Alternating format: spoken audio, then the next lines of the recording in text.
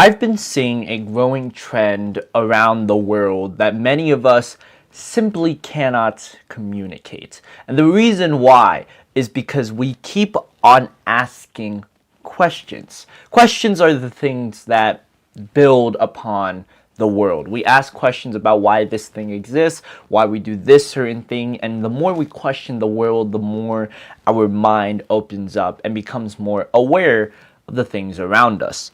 However, because of that problem, many of us are lacking originality. Many of us are lacking ways to tell our own story. And in this video, I want to discuss how you can improve upon your own storytelling techniques and why this matters now more than ever before. Hello, I am Arnel Arcega, and I'm one of the healthiest authors and writers on this platform.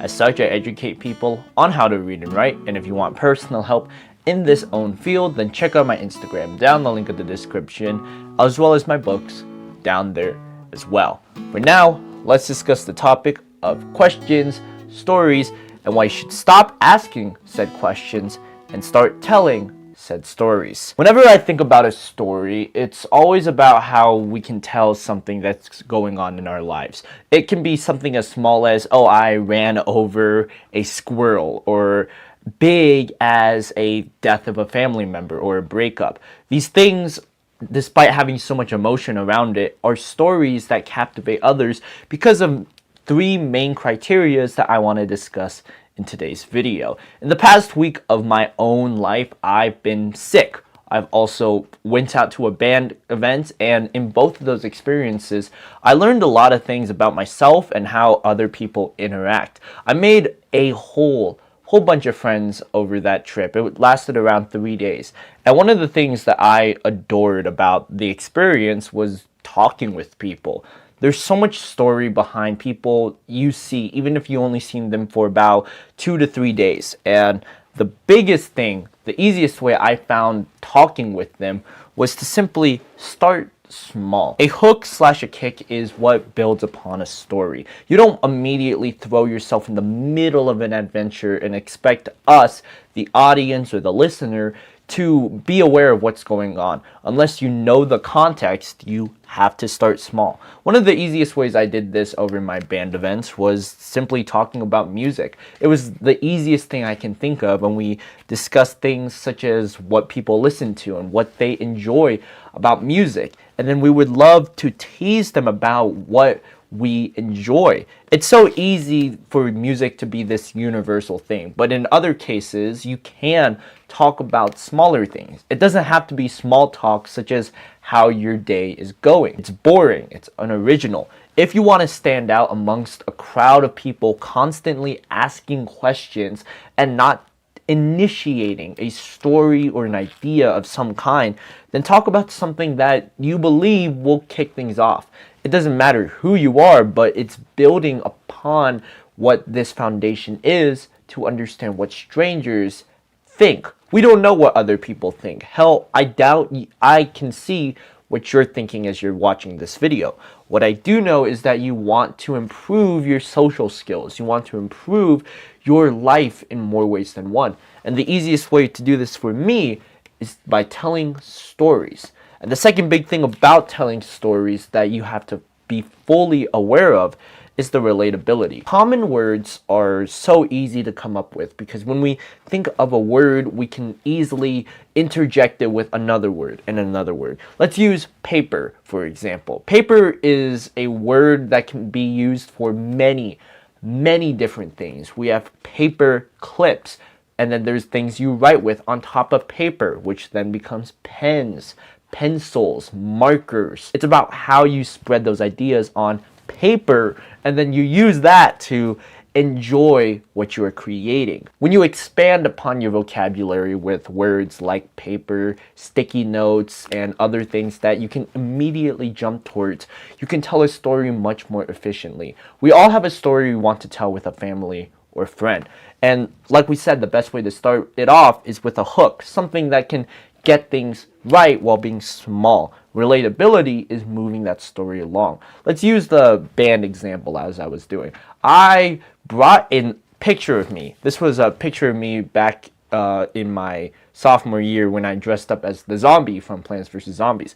And in this picture, I discussed how much the game meant to me. I started with a small hook on have they played the game before. It's okay to ask questions with the small hook, but when you get to the relatability aspect, you're initiating your story. The reason why I was dressed up as a Plants vs. Zombies zombie was because I was getting back into the series. I really loved how the game challenged my childhood and made me become more aware of puzzle solving. And when I came back to this game all these years later, it made me appreciate things much more efficiently. I didn't say those exact words, but it made me bounce off of the conversation. And when I did that, I was able to discuss things such as mobile games, other childhood games, and so on. That's what I did at that band event. And by talking about these experiences, we get more out of what we were initially seeking. And the final point of today's video of why I value storytelling and why you shouldn't ask as much questions despite it being valuable is challenge. Words should lead into action. When we develop a story of some kind, we have to have a clear reason why we're going to talk about it. There's a reason why I bring up so many embarrassing stories of myself on this channel, because I know that it makes me more understanding of the crowd that I'm in. I remember writing my first book years ago and just feeling how embarrassing it was to talk about it with others, because I'm gonna be honest, the book was trash. It was horrible, to say the least, when I typed my original thoughts away. But a lot has changed in the past 2 years, and words have the ability to inflect action onto other things. And when we talk about stories, we're challenging what other people believe, whether the story is hooking or relatable or not. It's the reason why I don't ask as much questions anymore. Guiding conversations need to be able to move.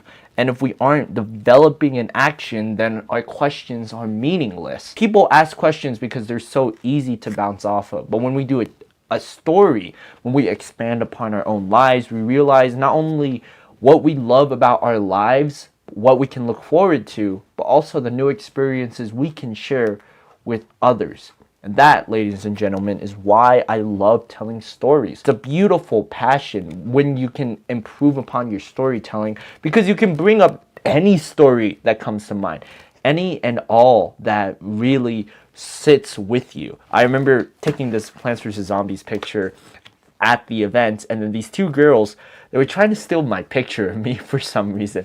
I was walking around socializing with people, telling more about random stories that came to mind. And when I came back to these girls, they just were laughing at it. To the point where they wrote their names on the back of these pictures. And I will remember that, because that's what leads me to explain what I'm at now. I will remember these stories because they're meaningful. We give meaning to life through stories, not through questions. Questions are a way for us to be more aware, but stories lead to action.